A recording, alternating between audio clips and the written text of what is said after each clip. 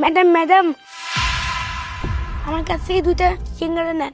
বাবা আমি তো সিঙ্গারা খাবো না, লাগবে না। ম্যাম নেন না, সন্ধ্যায় আমাদের স্কুলে পরীক্ষা হবে, আমার কাছে ফি নাই, ফি দিতে হবে।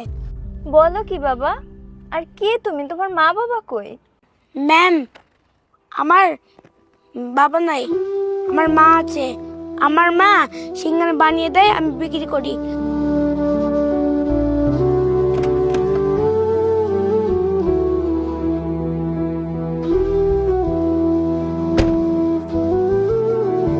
বাবা কি নাম তোমার? ম্যাম আমার নাম আলবাব। তোমার পরীক্ষার ফি কয় টাকা? ম্যাম 100 টাকা। আচ্ছা শোনো, তুমি আমাকে ম্যাডাম ডেকো না, হ্যাঁ? তুমি আমাকে আন্টি বলে ডাকবে, ঠিক আছে? ঠিক আছে আন্টি। আচ্ছা তুমি একটা কাজ করো, তোমার এই যে সিঙ্গারাগুলো আছে না, সবগুলো আমাকে প্যাকেট করে দাও। ম্যাম সত্যি বলছেন? আপনি সব নেবেন? হ্যাঁ বাবা, আমি সবগুলো নেব। দাঁড়াও, শোনো আমাকে 2-3 হাজার টাকা দাও তো। টাকা দিয়ে কি করবো তুমি? দিতে বলছি, দাও। একটা বাচ্চাকে স্কুলের ফি দিব। আচ্ছা এই নাও।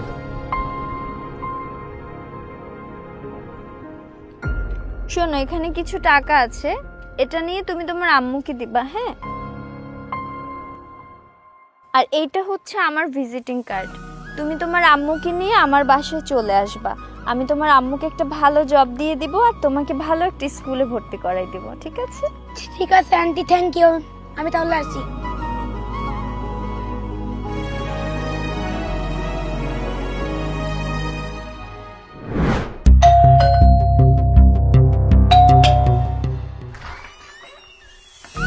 আরে আমার লক্ষ্মী বাবাটা আসছো। আপা বাসা চিনতে কোনো কষ্ট হয় নাই তো? না না আফা, বাসা খুঁজতে কোনো কষ্ট হয় নাই। ইমো, ইমো কি ব্যাপার, কে আসছে? আমার লক্ষ্মী একটা বাবা আসছে, দাঁড়াও নিয়ে আসতেছি। আপা আসেন আসেন।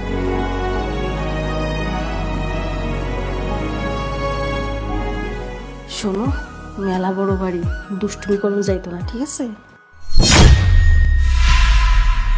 মেঘ, তুমি এই জায়গায়?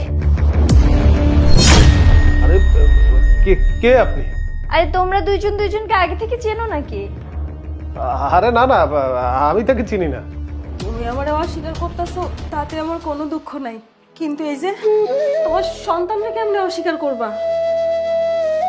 কি বলেন এসব? কে আমার ছেলে, কে আমার সন্তান?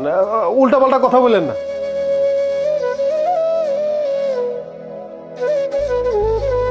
মেঘ, তুমি ওর মাথায় হাত রাখা কও তো, ও তোমার সন্তান না? আরে কি হচ্ছে কি এসব? আমি কিছুই বুঝতেছি না। মেঘ তুমি কি আমাকে কিছু বলবা? আফা, ওর কি আর কোনো কিছু কওনের মুখ আছে? আমি আপনারে সবকিছু কইতাছি, ওর কওনের মুখ মেলা আগেই চইলা গেছে। শুনেন আফা, আমি হইলাম ওর প্রথম স্ত্রী। আমি একটা গ্রামের সরল সোজা মাইয়া, গ্রামে যাই আমার বিয়া কইরা ঢাকা শহরে আনছে। আনার পরে আমার পোলা যখন আমার পেটে আসে, তখন আমার ফালাই রেখে চইলা গেছে। তখন বোধহয় আপনার ওর পছন্দ হয়েছিল, আপনার লগে বিয়ে বইব বিধায় আমার লগে কোনো যোগাযোগই রাই নাই। হয় এমন নিষ্ঠুর একটা মানুষ আমার লইয়া একবারও ভাবে নাই আফা। আমার পেটে যে বাচ্চা, আমি যে গর্ভবতী, এই বাচ্চাটারে জন্ম দিয়ে আমি কেমনে মানুষ করুম একটা বড় চিন্তা করে নাই। হয় চইলা যাওয়ার পর আপা আমার মেলা কষ্ট হয়েছে। এই অচেনা শহরে আমি মেলা কষ্ট কইরা ওরে নিয়ে টিক্কা আছি।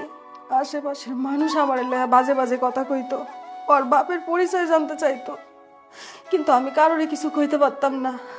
আমি না আপা মেলা কষ্ট করছি। আমি এখন মেলা অসুস্থ, ভাবছিলাম যে পোলাটারে মানুষের মতো মানুষ করবো, কিন্তু তাও পারতাছি না। নিজের শরীরটা খারাপ থাকে, খাট থেকে উঠতে পারি না।